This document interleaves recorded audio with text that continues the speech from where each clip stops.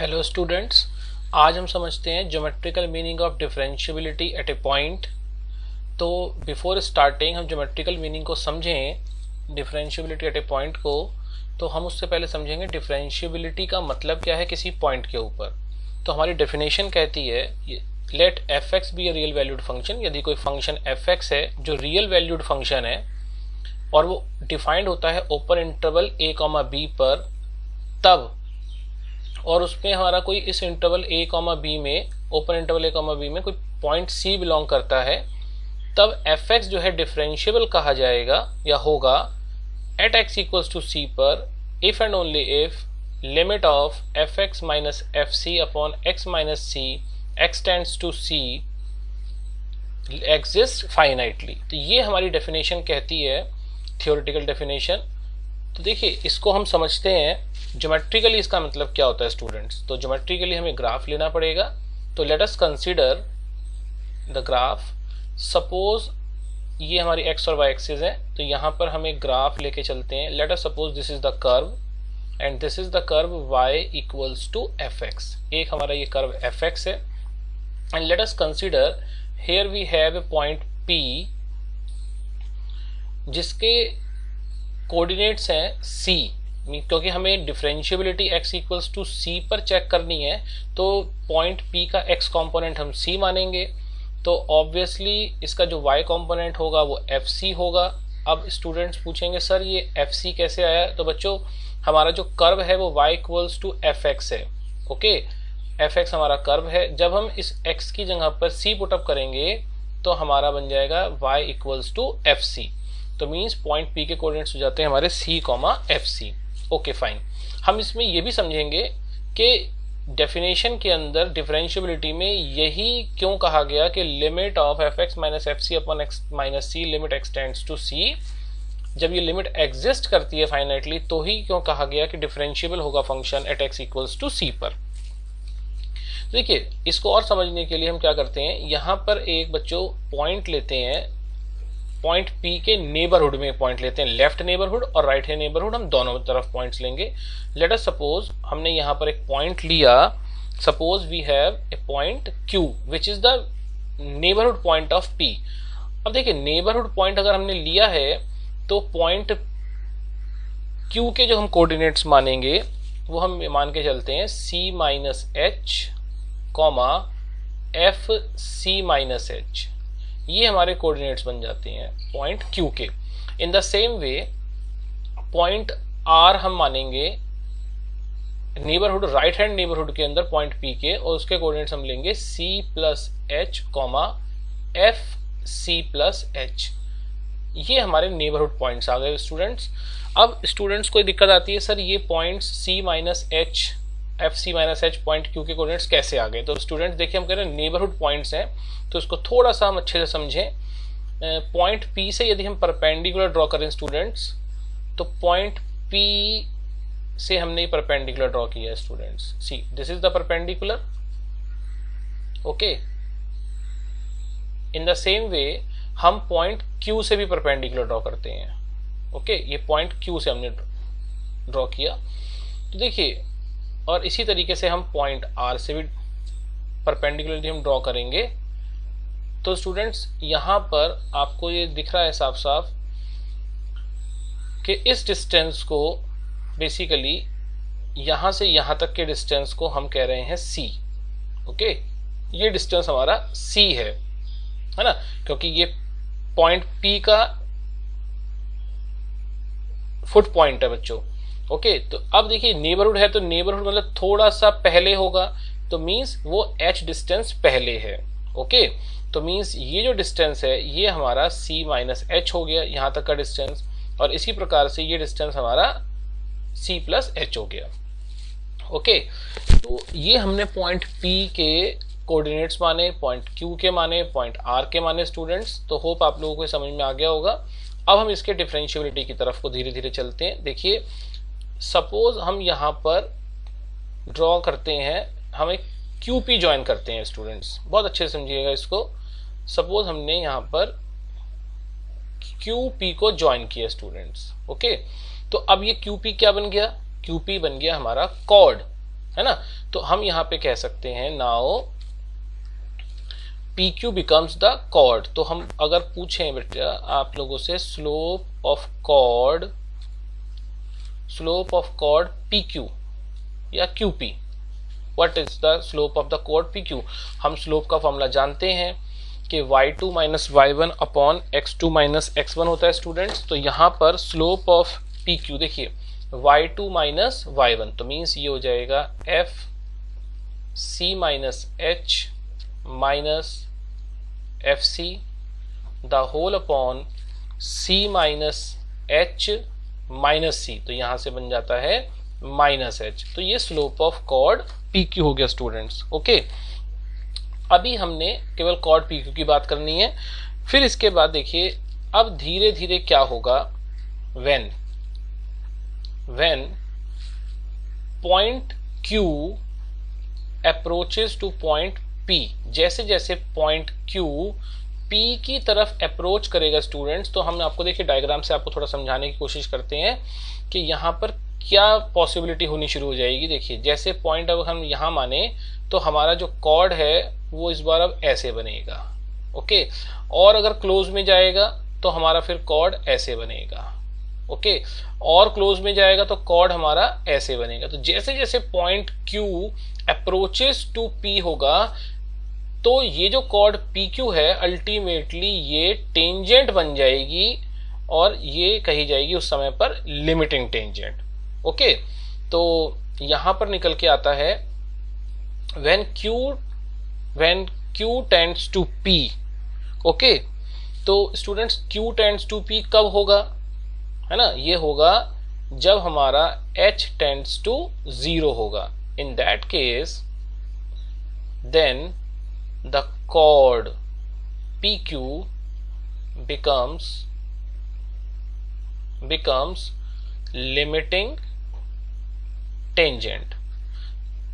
तो limiting tangent हम उसको बोलेंगे बिकॉज अब देखिए यहाँ पे जो वर्ड लिमिटिंग टेंजेंट है बहुत इंपॉर्टेंट है, बिकॉज लिमिटिंग टेंजेंट का मतलब हुआ ये टेंजेंट तब होगी जब हमारा h टेंड्स टू 0 होगा, और जैसे ही h मीन्स क्योंकि ये डिस्टेंस हमारा देखिए स्टूडेंट्स यहाँ से ये डिस्टेंस जो है ये डिस्टेंस हमारा जैसे जैसे 0 बनना शुरू होगा तो वैसे वैसे हमारी जो कॉर्ड है PQ ये टेंजेंट की तरफ मूव करना शुरू कर देगी। ओके, तो इन दैट केस उसकी पिक्चर क्या बनने वाली है स्टूडेंट्स, देखिए पिक्चर हमारी बन जाती है लिमिटिंग टेंजेंट की, ये हमारा लिमिटिंग टेंजेंट हो गया यहां पर सी, ये हमारा लिमिटिंग टेंजेंट हो जाता है। ओके, ये हमारा लिमिटिंग टेंजेंट हो गया। ठीक, तो हम यहां पे कहेंगे so slope of limiting tangent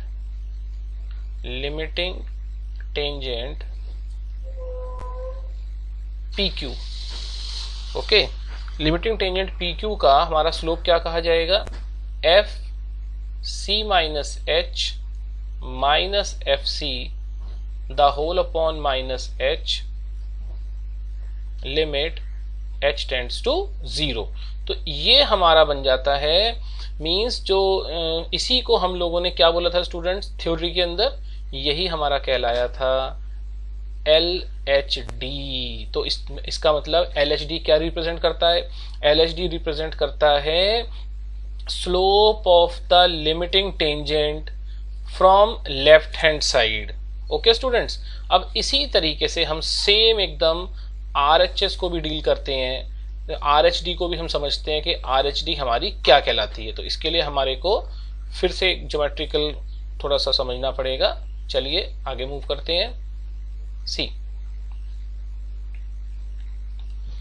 यहां पर अब हम लेंगे RHD के लिए। ओके, तो उसके लिए हम लोगों को स्टूडेंट्स क्या करना है, इस बार कॉर्ड ज्वाइन करनी है हम लोगों को। तो हमने कॉर्ड ज्वाइन कर दी PR, तो हमने इस बार PR ज्वाइन कर दिया। ओके, ये PR ज्वाइन हुआ। तो अब हम लिख के चलते हैं स्लोप ऑफ कॉर्ड PR। तो now slope of chord PR वो क्या कहलाएगा, same y2 minus y1 upon x2 minus x1, तो y2 माइनस y1 क्या हो गया, f c plus h minus f c the whole upon h आ जाएगा। फिर हम यही कहेंगे when r point r tends to p, कब, ऐसा कब होगा, जब h टेंड्स टू 0 होगा students. Okay, then the chord PR becomes limiting, ये बन जाता है हमारा लिमिटिंग टेंजेंट, है ना, लिमिटिंग टेंजेंट बन जाएगी। आपको देखिए पिक्चर दिखाते हैं, जैसे यहां से ये बनेगा सी, ये लिमिटिंग टेंजेंट बन जाएगा स्टूडेंट्स, ये देखिए ये लिमिटिंग टेंजेंट हो गया from right hand side. Okay, तो इन दैट केस हम ये बोलेंगे slope of limiting tangent PR, है ना, इसको PR का ही नाम दे देते हैं, PR टेंजेंट है, यहाँ पे PQ टेंजेंट थी ये लिमिटिंग, तो उसका स्लोप क्या बनता है, उसका स्लोप बनेगा f c plus h minus f c the whole over h. और देखिए ये जो स्लोप है, अब ये लिमिटिंग टेंजेंट का हो चुका, और ये लिमिटिंग टेंजेंट कब बन रही है, जब h टेंड्स टू 0 है students.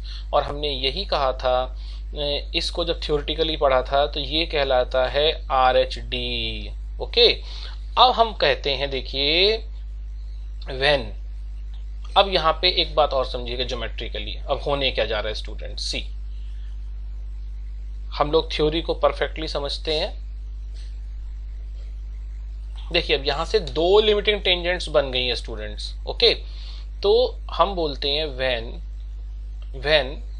LHD equals to RHD, then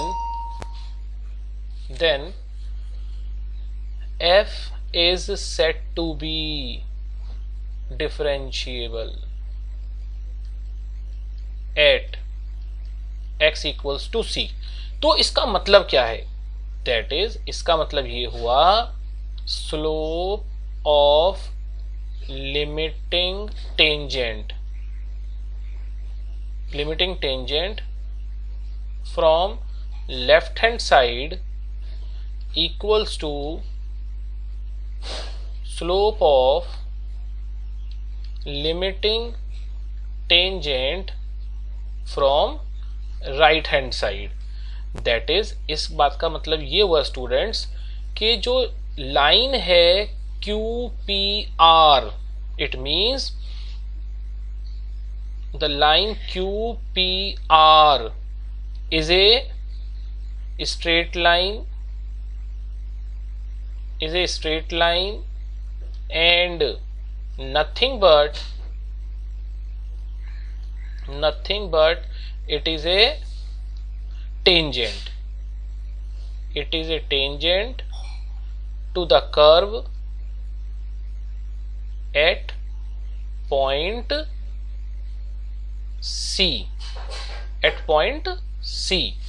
that is, इसका मतलब ये हुआ स्टूडेंट्स कि जो हम ये बोलते हैं कि fx is differentiable at x equals to c, it means वो क्या दिखाता है, स्लोप ऑफ टेंजेंट। तो means f dash c represents slope of tangent to the curve at x equals to c। तो हम ये समझे, क्योंकि ये पूरी एक टेंजेंट बन जाएगी अब यहाँ पर।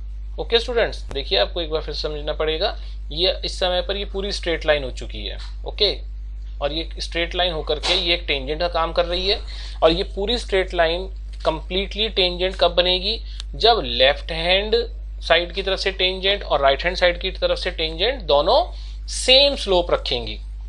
ओके, तभी ये स्ट्रेट लाइन बनेगी। तो इट मीन्स जो हमने ब्लैक लाइन ड्रॉ करी है ये अपने आप में समय टेंजेंट है। किस पॉइंट पर? At x equals to c point पर, वो भी कर्व के ऊपर। तो ये कहा जाएगा कि फंक्शन का, किसी भी फंक्शन का डेरिवेटिव किसी पॉइंट पर क्या रिप्रेजेंट करता है ज्योमेट्रिकली? वो रिप्रेजेंट करता है slope of tangent to the curve x equals to c। तो hope all of you have understood the concept of geometrical meaning of differentiation very well. Thank you.